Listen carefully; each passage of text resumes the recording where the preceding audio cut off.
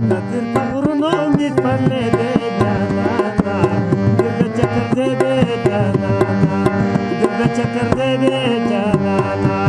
السلام علیکم د سلو پښتونخوا ګرانو لیدونکو، زه جاوید ملنګ یم او دا مهال د بردیر واړی سره په 100 کیلومتره فاصله کې ډېر ښکلی او ښایسته ځای کاکا ټاپ ته راغلي. قدرمندو لیدونکو، دلته ګڼ شمېر سیلګري راغلي دي. د موسیقۍ یو بنډار یې را جوړ کړی دی. تاسو به په بیکګراونډ کې د موسیقۍ غږونه هم اورئ او دلته به پخلي کوي. دلته چې کومه ملګري راغلي دي د هغو سره به د دې ښکلي سپاټ په اړه باندې خبرې کوو.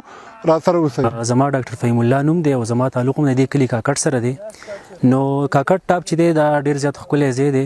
په لږه فاصله کې د واړی نه د دې شان ښایسته ځای چې کومه دی هغه په داسې نشته. زه د دې نه مخکې چې کومه دی ډېر زیات ګرځېدلی یم. هایکینګ چې کومه دی زما یو ډېر زیات ښه مشغله ده. مختلف پلیکس چې کومه دی هغه موږ ډسکور کړي دي، لکه مطلب سوات کې، کالام کې، دیر او د سوات په دې غرونو باندې ډېر ډېر لیکس دي.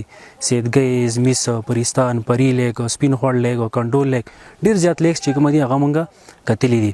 نو دا ځای داسې دی که نه چې ډېر زیات ښکلی ځای دی، نږدې دی، په اسانه راتلی کېږي. نن سبا چونکې خلکو څه وخت کم وي، اختر 2-3 ورځې چوټیانې، نو په هغې کې خلک وایي چې یاره داسې ځای ته لاړی چې مطلب یو ښه ښکلی پیسفول ماحول وي، دا یو ښکلی قدرتي ماحول وي، داسې یو ښکلی بنډار پکې سړی جوړولی شي. نو ټول نه ښکلی ځای چې کومه دی کاکا ټاپ دی، ځکه چې دا د واړۍ نه ډېر نږدې فاصله باندې دی او ډېر انتهایي ښکلی ځای دی. نو زه تاسو ټولو ته خاص کوم چې راشئ، د دې ځای ویزټ وکړئ، نو تاسو ته به یو راتله په اسانه باندې ماحول به انجوای کوئ او ډېر یو ښکلی بنډار به ستاسو را جوړ شي. جاوید ملنګ صاحب ډېره مننه. ناصرزاده مې نوم دی، تعلق مې د بردیر اوشیرې درې جبر سره دی. یقینا په اولني ځل باندې راغلی یم. د کاکټ ټاپ یو ډېر ښکلی ځای دی.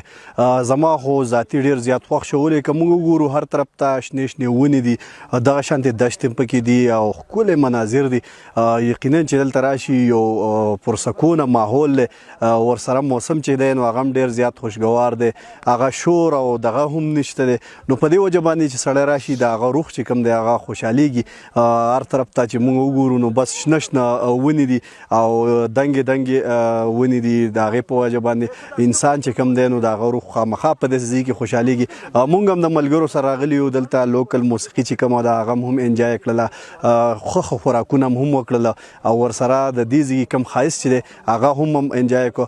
څومره زمونږ چې کوم کتونکي دي هغوی ته هم مونږ وایو چې دا د واړۍ نه په لږه فاصله کې دی، یو ځل خو خامخا راشئ دا ځای هم وګورئ. زه انجینیر اسدالله یم، د خپل لوکل کاکټ سره تعلق لرونکی یم او دا زمونږ خپل علاقه ده کاکټ ټاپ چې د واړۍ نه تقریبا 10-12 کیلومتر باندې پرته ده او په لوکل چې کوم ټورست سپاټ دی ټول نه ایزیلی اکسیسیبل ځای چې دی هغه هم دا ځای دی.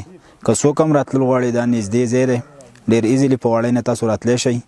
خو مین مسله لږ د روډ ده. ویډز کې زه په خپل ویډز کې راغلی یم، خو بیا هم لږ د بارانونو روډ خراب کړی دی. نو زما چې کوم پولیټیکل ایم پی اے MNA دي هغو ته زما دا خواست دی چې هغې باندې لږ کار وکړي. نو کومه چې ګنټې لاره ده دا به نیمه ګنټه ته راشي.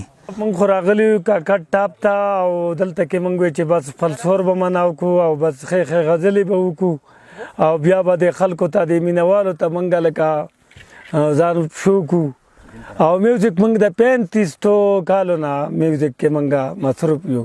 زه خو خپل ځانې خود په دې کې هر شی غږوم، هر ساز غږوم او جیاو هارمونیم ده او که رباب ده که سیتار ده وغیره، سیتار کنارت سکسیپون ارگن پیانو دا سب کچھ غږوم.